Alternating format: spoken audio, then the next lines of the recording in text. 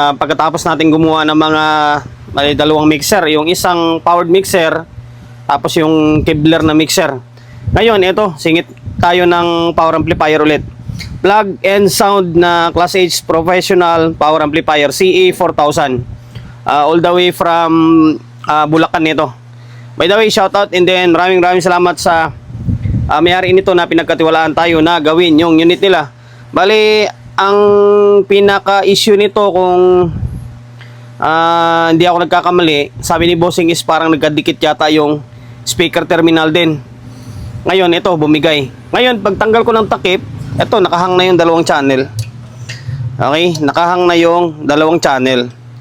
Ayan, ngayon, ito yung problemahin natin. Although may mga nagawa na ako nito nung last year yata, na ganitong klaseng brand. Kahit pa paano, nagawa rin natin. Ito, sana magawa natin. Okay, ngayon, dahil nakahang ito, pwede tayo siguro mag step by step na testing natin kung ano yung pinaka problema nya. Balik natin tong mga kable or supply nya papunta sa may amplifier stage nya para malaman natin kung ano yung pinaka issue. Saan yung kable nito? Ay, teka lang, maliit pala yung kuha nya. Hindi pala siya yung naka-attach na naka-fix. Ito pala detach ito yung ditanggal-tanggal. Okay, off muna natin. Ngayon, sana yung kanya. Ay, plug nito. Okay. Okay, ayan, naka-plug na. Switch on. Okay, may shortage siya. Ang tanong kung saan banda yung shorted. Ngayon, channel 1. Bunutin natin. Okay. Channel 1, switch on. Okay, may shorted pa rin. Balik natin itong channel 1. Balik natin. Para malaman natin kung saan banda yung may shorted. Ngayon, bunutin natin itong channel 2. Kung bakit nakahang yung dalawa. Baka dalawang channel talaga may problema rin. Matigas. Teka lang. Okay, ayan, nabunot na. Switch on. Okay, nag-okay yung channel 1 okay. Mukhang channel 2 may problema. Mukhang channel 2. Siguro, nung pinaka-issue nito is bumibigay yung fuse dito sa may likod. Puputok siguro yung fuse sa likod kasi kung mapapansin nyo, wala itong fuse Yan. Dating nito is parang class G. Class G ba? Tama ba? Yan. Siguro, pumuputok yung fuse sa likod. Tuwing palit, putok. Tuwing palit, putok. Kaya akala nila is dalawang channel na may problema.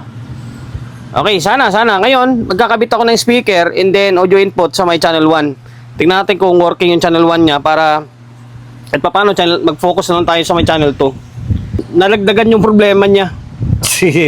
Naglagay sana ako ng input Kaso, nung nilagyan ko ng input, wala siyang audio. Ngayon, inaalam ko sana kung saan yung problema. Sa control or doon sa may back panel. Ngayon, kinalas ko to. Tapos sinundot ko ng tweezer. Ang problema, nagkaroon na ng protect. Umilaw na yung bulb. Okay?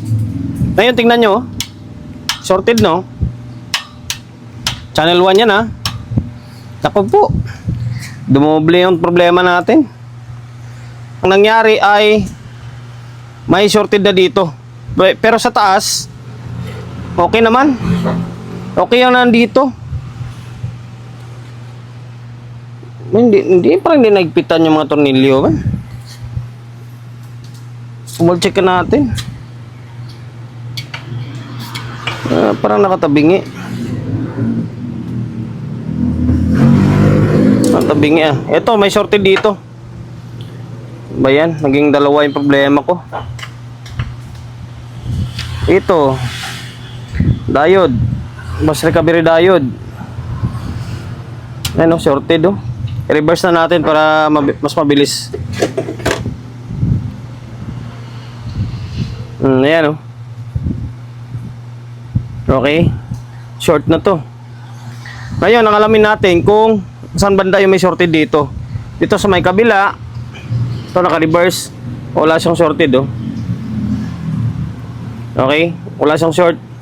Dito lang na side. Bira na yan. May nakita akong shorted. Ito, nalagyan ko na tanda, oh. Anikis. Tapos dito parang shorted din tong dalawa sa dulo, oh. Oh, parang shorted talaga eh. Ngayon pakita ko sa inyo, ha.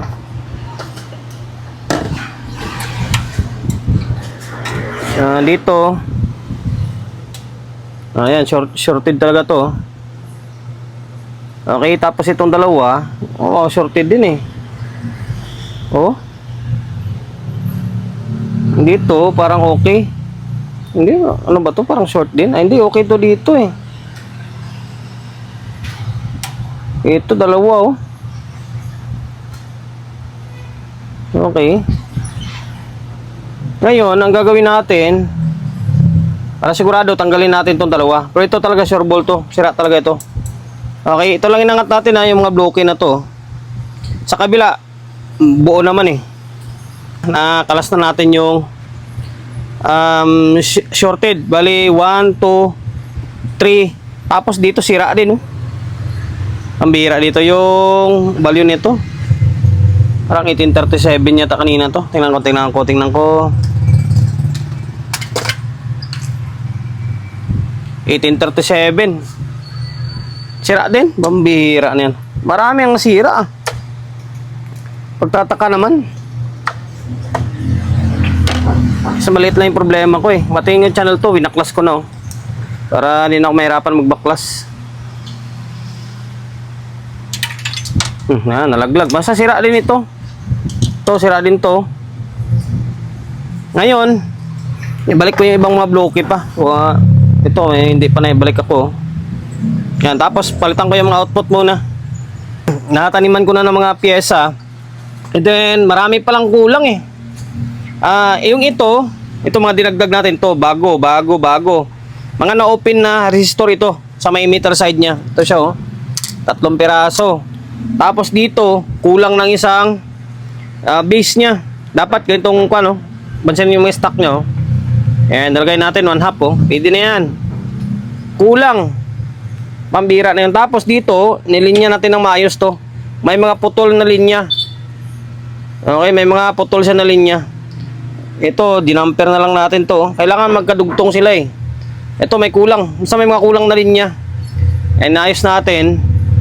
Ngayon, pwede na siguro natin testing to. Testing natin muna ito. Patinuin muna natin itong channel 1 bago itong channel 2. Binalik na natin to. Ayan. Kanina walang audio. Ngayon, kinabit natin ulit yung audio input niya. Tapos speaker. Okay. May kwan lang eh. May mga sablay lang. May kulang na linya. Putol. Tapos, yung emitter sa mga transistor. Sayang naman kung di gumagana.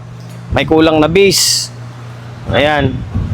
Ngayon, laptop natin. Gumagana yan. Oh, volume natin. Oh, meron na oh.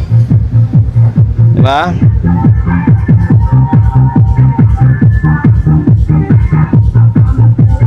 Oh, okay na. Nakaperate pa tayo dyan. Working, goods pa yung control niya. Walang problema. Sa pagre-repair guys, halimbawa galing sa ibang, sabihin na lang natin sa ibang kapwa natin tech, suyurin na lang agad. Suyurin nyo agad kung may putol na linya. Tapos double check nyo. Sundan nyo lang yung ginagawa natin. Okay, ngayon napatino na natin yan. Siyempre proceed tayo sa may channel 2. Halos same lang sila ng kasira nito. Kasi nga, sabi ni Bossing, nagkadikit yata yung terminal na speaker eh. Kaya siguro isa lang na problema to. Ngayon, double check natin yung tawag nito. Same pa rin. Same process lang. Yung diode na fast recovery. FR. Diode. Okay. Okay, shorted dito. Tapos dito, mukhang hindi short itong kabila. Alas parehas oh. Oh, good dito sa kabila. Dito talaga may shorted. Dito pa rin na side. Okay, dito pa rin. Ngayon, mag-focus pa rin tayo dito. Same lang, di ba? Anong problema sa kabila? Kung ano yung chinik natin doon, yung posibilidad na sira, yun din yung check natin dito. Okay, tapos check natin ito. Check natin yung mga output. Ngayon, iangat mo na itong mga bloke. 1, 2, 3, 4, 5, 6, 7, 8, 9, 10. Angat natin yan. Tapos i-check natin mamaya. Kasi kanina, naglagtaan ko i-check. Huli ko lang napansin na open na pala. Na-check na natin. Ito, isa lang. Leak.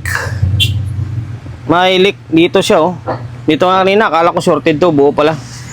Ito. Tinanggal ko na agad para mas mabilis yung video natin. Haba lang eh. Yun pa rin naman ang pupuntahan yan. Ito. Check natin to. Ano, pinutol ko lang nga to eh. Ito siya, leak ko. Ngayon, ikutin natin to. Yan. Pag ginikot mo yan, dapat hindi gagalaw yan. Meron pa rin, oh. Oh, leak. Dito yan. Sana yan lang. Ngayon, palitan ko ito. Tapos, alos wala naman ako makitang kwan eh. Check natin tong fast recovery diode. Okay, hindi na siya short to. Hindi na siya shorted. Oh. Ngayon, ipalitan ko yung output tapos balik ko yung mga emitter. Okay? Ang dito pala buo ito. To, na-check ko na to, buo. Ibalik ko na yung channel 2. Ayan, dinagdagan ko na ng output to ah. Ano sa ilalim? May pakita ko pa kaya to. Basta ano sa ilalim eh. Ay hindi, sa ilalim ba? Ay hindi, ito pala. Akala ko sa ilalim. Ito to, tama to. Ito bago to, mapansin nyo. Ayan, tama, C5200 pala ito. Ayan, ito yung pinalta natin. Yung may leak. Okay? Ngayon, okay, normal na siya oh. Kahit yung leak lang na yon is magiging klabasan nun, kwan pa rin. Yung magsushort pa rin yung dating niya sa may bulb natin. Okay?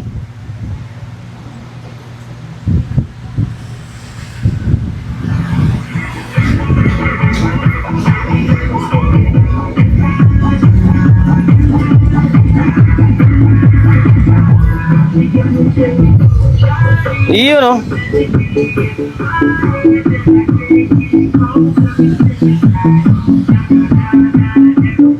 Makapalit pa tayo. Okay na, working na.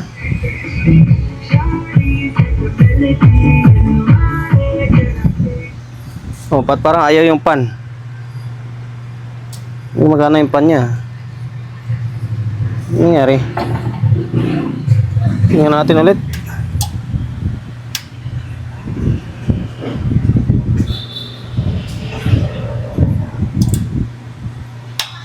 Kalang parang hindi ko magana yung fan ah.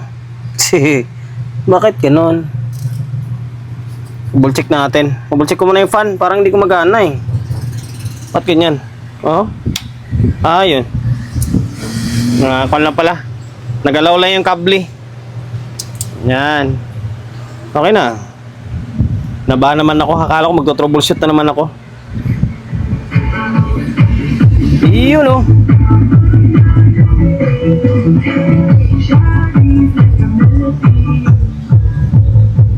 Okay, hanggang dito na lang ah. Ano pa gagawin natin?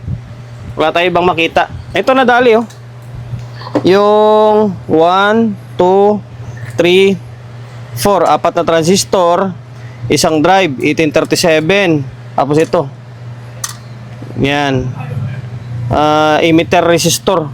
Okay na, yun lang. Kulang na lang dito is lilinisan ko. Okay, lilinisan na lang kasi kulang sa kwan. Kulang sa linis. Ayun, namamatay pa yung pan. Mukhang nagagalaw yung linya.